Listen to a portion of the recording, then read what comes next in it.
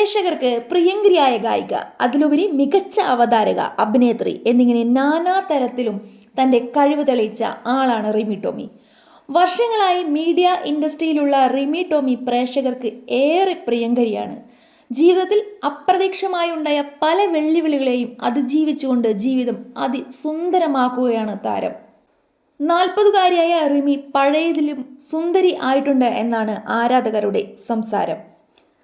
നിറഞ്ഞ ചിരിയുമായി പ്രേക്ഷകർക്ക് മുൻപിലേക്ക് റിമി എത്തിയിട്ട് 8 വർഷങ്ങൾ പിന്നിടുകയാണ്. TV അവതാരക ആയി പ്രേക്ഷകർക്ക് മുൻപിലേക്ക് എത്തിയ റിമിയുടെ പാട്ട് കേൾക്കാൻ മാത്രമായി നിരവധി ആരാധകർ അന്നു മുതൽ തന്നെ ഉണ്ടായിരുന്നു. തനി പാലാ സ്റ്റൈലിലുള്ള സംസാരം കൂടിയാണ് റിമി പ്രേക്ഷകരെ കയ്യിലെടുത്തത്. അന്നു മുതൽ ഇന്ന് വരെ റിമി മലയാളികളുടെ സ്വന്തം താരമാണ്. ജയറാം നായകനായി എത്തിയ തിങ്കൾ മുതൽ വെള്ളി വരെയാണ് അഭിനയിച്ച ആദ്യ ചിത്രം. അവതരണത്തിലും ആലാപനത്തിലും മികവ് തെളിയിച്ച റിമി അഭിനയത്തിലും തിളങ്ങി. ലാൽ ജോസ് സംവിധാനം ചെയ്ത മീശ മാധവൻ എന്ന ചിത്രത്തിലൂടെയാണ് റിമി ടോമി ചലച്ചിത്ര പിന്നണി ഗാനരംഗത്തേക്ക് കടന്നുവരുന്നത്. ചിങ്ങമാസം വന്നു ചേർന്നാൽ എന്ന് തുടങ്ങുന്ന ഗാനമായിരുന്നു റിമി ആദ്യമായി മലയാള സിനിമയ്ക്ക് വേണ്ടി പാടിയത്.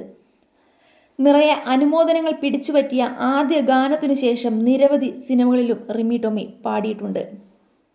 ചിത്രത്തിൽ ജയറാമിൻ്റെ ഭാര്യയുടെ കഥാപാത്രത്തെയാണ് റിമി അവതരിപ്പിച്ചത്. പിന്നീട് അഭിനയത്തിലേക്ക് അധികം എത്തിയില്ലെങ്കിലും റിയാലിറ്റി ഷോ ജഡ്ജായി റിമി സജീവമായി. ആദ്യ വിവാഹവുമായി ബന്ധപ്പെട്ട സംഭവ വികാസങ്ങളെല്ലാം ഒന്നും ആരുടെയും കുറ്റമല്ല എന്നും എന്തിനും ഒരു കാരണം ഉണ്ടെന്ന് വിശ്വസിക്കാനാണ് തനിക്ക് ഇഷ്ടമെന്നും റിമി ടോമി മുൻപൊരിക്കൽ പറഞ്ഞിരുന്നു.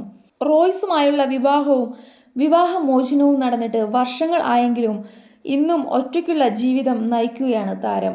ഒറ്റയ്ക്കുള്ള ജീവിതത്തിൽ എങ്ങനെ സന്തോഷം കണ്ടെത്താമെന്ന് റിമി ടോമി ചിന്തിക്കുന്ന ആളാണ്. റോയ്സുമായുള്ള വിവാഹമോചനത്തിൻ്റെ കാരണം ഇതുവരെയും റിമി ടോമി തുറന്നു പറഞ്ഞിട്ടില്ല.